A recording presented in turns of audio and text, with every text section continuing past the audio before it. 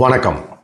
இன்னைக்கு நாம இந்த வீடியோல பிஎஸ்ஏல ப்ரூவ்டு, டிஸ்ப்ரூவ்டு, நாட் ப்ரூவ்டு அப்படின்னா என்ன அப்படின்னு சொல்லி பார்ப்போம். இன்னைக்கு இந்த வீடியோவை பொறுத்தளவுக்கு ப்ரூவ்டு, டிஸ்ப்ரூவ்டு, நாட் ப்ரூவ்டு எல்லாமே பிஎஸ்ஏல எதில் சொல்லியிருக்காங்க அப்படின்னா, ப்ரூவ்டுங்கிறது செக்ஷன் 2(1)(j) இந்த செக்ஷன்ல சொல்லியிருக்காங்க. டிஸ்ப்ரூவ்ட் அப்படிங்கிறது செக்ஷன் 2(1) சப்கிளாஸ் சி இதுல சொல்லியிருக்காங்க. நாட் ப்ரூவ்ட் அப்படிங்கிறது செக்ஷன் 2 சப்கிளாஸ் 1(i) இந்த 3 செக்ஷன்லையும் சொல்லியிருக்காங்க. சரி, இப்ப இது முதல்ல என்ன அப்படின்னு பார்ப்போம். அதுக்கப்புறமேட்டுக்கு இதுக்குரிய டிஃபரன்ஸ் என்ன அப்படிங்கிறது சம்பந்தமாகவும் பார்ப்போம். ஸோ இப்ப செக்ஷன் 2(1)(j) ப்ரூவ்டுனா என்ன அப்படின்னு சொல்லி சொல்றாங்க பிஎஸ்ஏல அப்படின்னு பார்த்தா, a fact is said to be proved when, after considering the matters before it, the court either believes it to exist or considers its existence so probable that a prudent man, out under the circumstances of the particular case, to act upon the supposition that it exists அப்படின்னு சொல்லி definition கிளாஸ்ல சொல்லிடுறாங்க. அதாவது this means that the evidence presented is sufficiently strong to convince the court that the fact is true. See, இதுல என்ன முக்கியமா நம்ம எப்படி பிரிச்சு பார்க்கணும்னா, the fact is said to be proved எப்ப, when, அடுத்த கொஸ்டின் போடுறாங்க when டெஃபினிஷன் கிளாஸ்ல. After considering the matters before it, கோர்ட்டுக்கு எவிடன்ஸ் இருக்கு, piece of charge witnesses statements இருக்கு, எவிடன்ஸ் இருக்கு, எல்லாம் இருக்கு. After considering the matter before it, court முன்னாடி இருக்கிற எல்லா விஷயங்களையும் கன்சிடர் பண்ணதுக்கு அப்புறம் இந்த கோர்ட் நம்புது. இந்த court either believe it's to exist.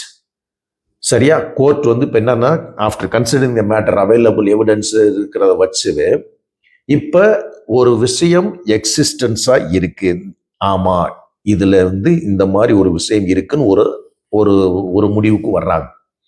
R consider its existence so probable that a prudent man under the circumstances of the particular case. அதாவது என்ன சொல்ல வர்றாங்கன்னா, ஒரு சாதாரண காமன் மேன் ஒரு அந்த சூழ்நிலைகளை என்ன மேட்ரு என்ன கோர்ட்டில் இருக்கிற எவிடன்ஸுகளை பேஸ் பண்ணி ஒரு காமன் மேன் ஓரளவுக்கு ஒரு ப்ராபபிளா இப்படி இருக்கலாம்னு ஒரு இதுக்கு வர்றாங்க இல்லையா. மேக்சிமம் ஆஃப், ஏன்னா 100% அப்படிங்கிறத விட இப்போ ஒரு 90%, 95% அப்படிங்கிறதெல்லாம் ஒரு சாதாரண ஒரு மனிதன் இப்போ இந்த ஒரு இதெல்லாம் வச்சு பார்க்குறப்ப இந்த ஒரு அனுமானம், அதாவது ஒரு ஒரு ஒரு ப்ராபபிள் எக்ஸிஸ்டன்ஸ் இருக்கிறதுக்கான வாய்ப்பு இருக்குன்னு சொல்லி அந்த காமன் மேன் திங்க் பண்றான் இல்லையா, அந்த விஷயம் அதைத்தான் சொல்றாங்க. அதாவது பிலீவ் இட் எக்ஸிஸ்ட். அடுத்தது சொல்றத இப்ப நான் சொன்னது இட்ஸ் எக்ஸிஸ்டன்ஸ் சோ ப்ராபபிள். யாருன்னா காமன் மேன் அதை இருக்கலாம், ஓரளவுக்கு மோஸ்ட்லி இது பாசிபிலிட்டி இருக்கு அப்படின்னு சொல்லி சொல்றாங்க இல்லையா. இதுதான் என்னன்னா ப்ரூவ்டுன்னு சொல்றாங்க. நார்மலா என்ன அப்படின்னா, ஒன்றும் இல்லை, ஒரு விஷயம் ஒரு அவைலபிள் இருக்கிற இதை வச்சு ஓரளவுக்கு இருக்கு, கண்டிப்பா எக்ஸிஸ்ட் ஆயிருக்கு, அல்லது இது மேக்சிமம் ஒரு காமன் மேன் யோசித்து பார்த்தா கூட மேக்சிமம் இது எக்ஸிஸ்டண்டா இருக்கு, இல்ல நான் எக்ஸிஸ்டன்ட் இது இல்லை அப்படின்னு சொல்லி முடிவு பண்ணுது இல்லையா. அதுதான் இட் இஸ் ப்ரூவ்டு அப்படின்னு சொல்லி சொல்றாங்க. ஸோ இந்த ஜட்ஜ்மெண்ட்ஸ் எப்பொழுதுமே பேஸ்ட் ஆன் ப்ரூவ்டு ஃபேக்ட்ஸ். சரியா? ப்ரூவ்டு ஃபேக்ட்ஸை பேஸ் பண்ணி ஜட்ஜ்மெண்ட்ஸ் ப்ரொனவுன்ஸ் பண்றாங்க. ஸோ இப்ப அப்படியே டிஸ்ப்ரூவ்டுனா என்ன அப்படின்னு சொல்லி பார்ப்போம். டிஸ்ப்ரூவ்டுங்கிறது ஆல்ரெடி சொன்னேன், செக்ஷன் 2(1) சப்கிளாஸ் சில சொல்லியிருக்காங்க. அப்படியே ஜஸ்ட் ஆப்போசிட் டு ப்ரூவ்டு. அதாவது இதுல என்ன சொன்னேன் அப்படின்னா, ஆஃப்டர் கன்சிடரிங் த மேட்டர்ஸ், அதாவது அந்த டிஸ்ப்ரூவ்டுக்கு டெஃபினிஷன் சொல்லிடுறேன். Disproved in relation to a fact means when, after considering the matters before it, the court either believes that does not exist or consider its non-existence so probable that a prudent man ought, under the circumstances of the particular case, to act upon the supposition that it does not exist. See, இது அப்படியே நீங்க வந்து ப்ரூவ்டுக்கும் டிஸ்ப்ரூவ்டுக்கும் அப்படியே வித்தியாசப்படுத்தி பார்த்தீங்கன்னா very simple. அதுல வந்து after considering the matters before it, ப்ரூவ்டுங்கிறதுல என்ன எக்ஸிஸ்ட் இருக்கு அப்படின்னு ஒரு முடிவுக்கு வர்றாங்க. இங்க வந்து believes that it does not exist, இது வந்து இருக்க வாய்ப்பு இல்லை அப்படின்னு சொல்லி முடிவுக்கு வர்றாங்க. அதாவது அங்க என்ன சொன்னா, அந்த ப்ராபபிளா ஒரு காமன் மேன் வந்து யோசிச்சு பார்க்கறப்ப இதுக்கு வந்து அந்த எக்ஸிஸ்டன்ஸுக்கு வாய்ப்புகள் அதிகமா இருக்கு அப்படின்னு சொல்லி முடிவு பண்றாரு. இது ஒரு காமன் மேன் முடிவு பண்ணி இந்த மாதிரி இதுக்கு நான் எக்ஸிஸ்டன்ஸுக்கு தான் வாய்ப்பு அதிகமா இருக்கு அப்படின்னு வந்து முடிவு பண்றப்ப இது வந்து டிஸ்ப்ரூவ்டு அப்படின்னு சொல்லி சொல்றாங்க. ஸோ இப்போ இதை வந்து நம்ம சிம்பிளா வந்து ஒரு எக்ஸாம்பிள் மூலமா நம்ம வந்து பார்க்கணும், ப்ரூவ்ட் அண்ட் டிஸ்ப்ரூவ்ட. அப்பதான் ஈஸியா புரியும். சரி, இப்ப ப்ரூவ்டுக்கு நான் சொல்றேன், ஒரு கொலை நடந்துருது.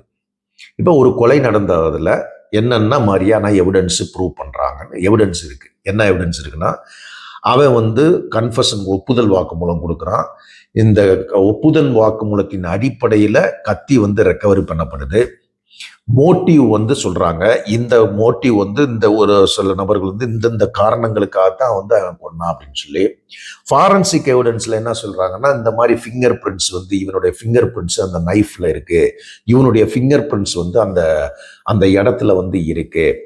இதெல்லாம் வந்து இவனுடைய ஷர்ட்ல வந்து அந்த பிளட் வந்து டிசீஸ்டோட பிளட், அவ இறந்தவருடைய பிளட் இவருடைய ஷர்ட்ல இருக்கு. சரியா? சோ இப்ப இதெல்லாம் வந்து என்ன அப்படின்னா, இட்ஸ் எக்ஸிஸ்டட், இதெல்லாம் இருக்கு. இதை பேஸ் பண்ணி என்னன்னா அக்யூஸ்ட் தான் அந்த கொலையை பண்ணியிருக்காரு அப்படிங்கிறது இட் இஸ் எ ப்ரூவ்டு. எதை பேஸ் பண்ணினா, இந்த மாதிரியாக இருக்கக்கூடிய விஷயங்கள் எக்ஸிஸ்டட், இதை பேஸ் பண்ணி ஒரு காமன் மேன் என்ன வந்து அண்டர்ஸ்டாண்ட் பண்ணலாம்னா, அக்யூஸ்ட் வந்து இந்த கொலையை பண்ணியிருக்காரு அப்படின்னு கோர்ட் வந்து இதை ப்ரூவ் பண்ணதா எடுத்து ஜட்ஜ்மெண்ட் வந்து கொடுக்குறாங்க. It's proved. இப்போ இதே எக்ஸாம்பிள் டிஸ்ப்ரூவ்டு வச்சுக்கோங்க. அதாவது டிஸ்ப்ரூவ்டில் என்ன அப்படின்னா, அதே கொலை நடந்திருக்கு, இதே மாதிரி வந்து என்னன்னா ஒரு எவிடன்ஸ்லாம் சில எவிடன்ஸ் சொல்றாங்க. யாரு ப்ராசிக்யூஷன் தரப்புல சொல்றாங்க, இந்த மாதிரி வந்து கன்ஃபஷன் கொடுத்துருக்காரு, கத்தியை ரெக்கவரி பண்ணோம், அதுக்கப்புறம் வந்து மோட்டிவ் இருக்கு, இப்படியே சொல்றாங்க, எல்லாமே சொல்றாங்க. ரைட். இப்ப அக்யூஸ்ட் தரப்புல, எதிரி தரப்புல ஒரு அலிபி கிரியேட் பண்றாங்க.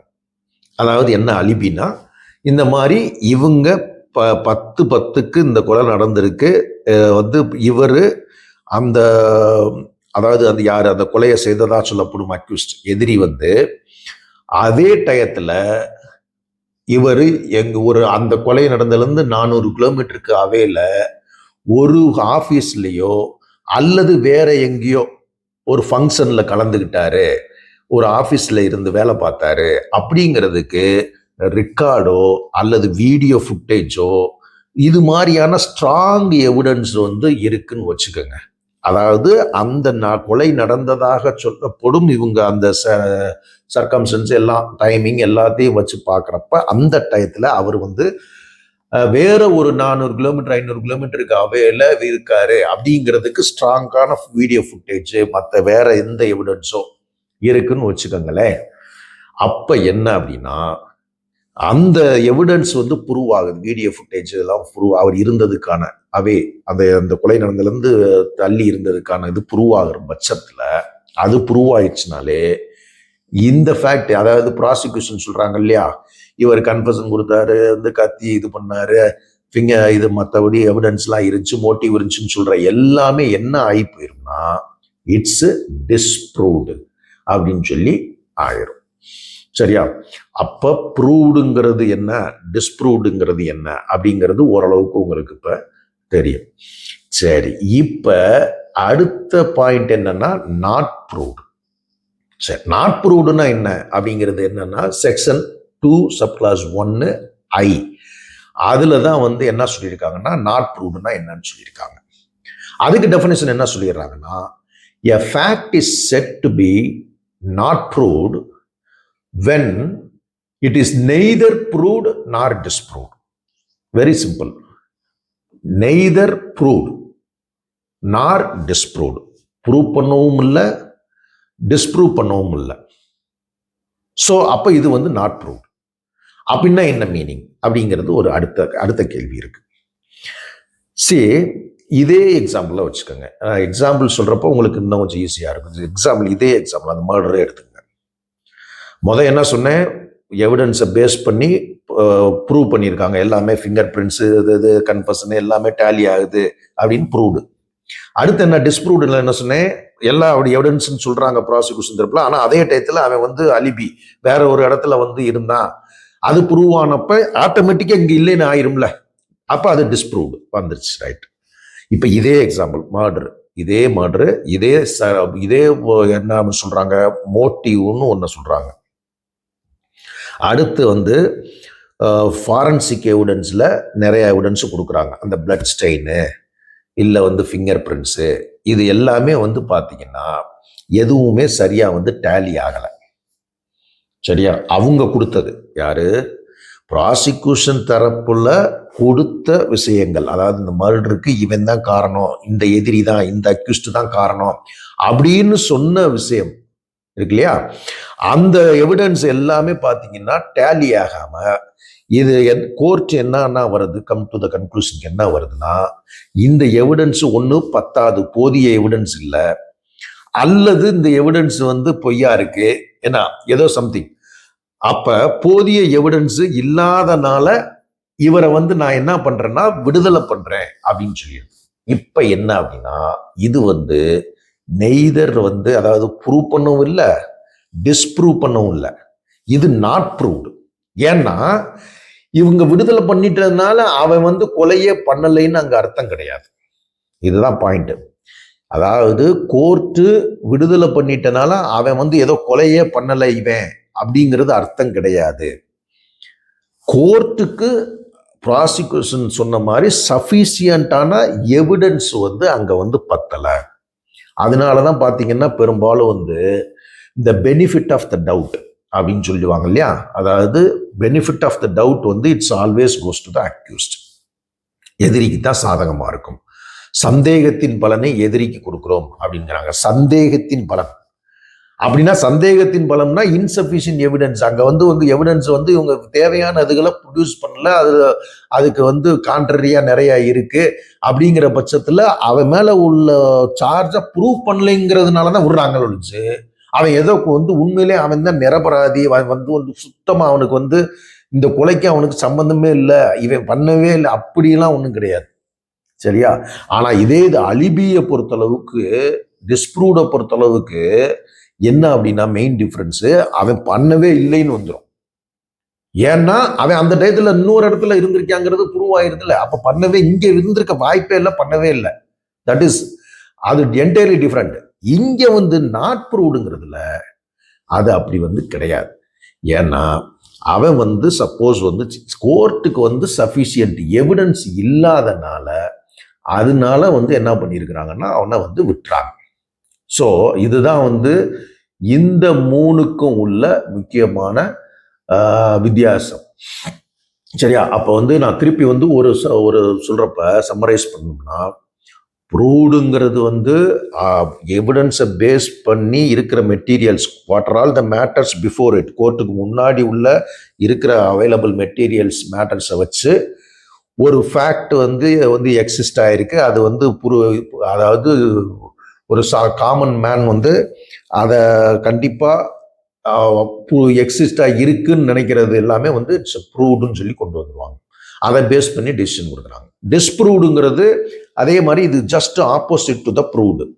அதே இது வந்து நான் எக்ஸிஸ்டன்ஸில் இல்லை அப்படின்னு சொல்லி வந்து நம்ம ப்ரூவ் பண்ணோம்னாலே இது வந்து அவங்க ப்ராசிக்யூஷன் சொல்கிற கேஸ் வந்து டிஸ்ப்ரூவ்டுன்னு சொல்லி வந்துடும். நாட் ப்ரூவ்டுங்கிறது ஆல்ரெடி வெரி கிளியர். எய்தர் வந்து இது வந்து இந்த நெய்தர் ப்ரூவ்டு நாட் டிஸ்ப்ரூவ்டு அப்படின்னு சொல்லி வந்துடும். ஸோ வந்து அவங்க ப்ரூவ் பண்ணவும் இல்லை, டிஸ்ப்ரூவ் பண்ணவும் இல்லை, அதனால இது வந்து நாட் ப்ரூவ்டு. அதாவது அந்த போதிய வந்து எவிடன்ஸ் இல்லாமல் அவங்கள வந்து அந்த இதை ப்ரூவ் பண்ணலைன்னு சொல்லி விட்டுறாது. ஸோ அப்போ இந்த வீடியோ பொறுத்தளவுக்கு நீங்கள் ப்ரூவ்டுனா என்ன, டிஸ்ப்ரூவ்டுனா என்ன, நாட் ப்ரூவ்டுனா என்ன அப்படின்னு சொல்லி பார்த்துருப்பீங்க. அடுத்து நம்ம வேற ஒரு பிஎஸ்ஏல வேற ஒரு வீடியோவில் சந்திக்கும் வரை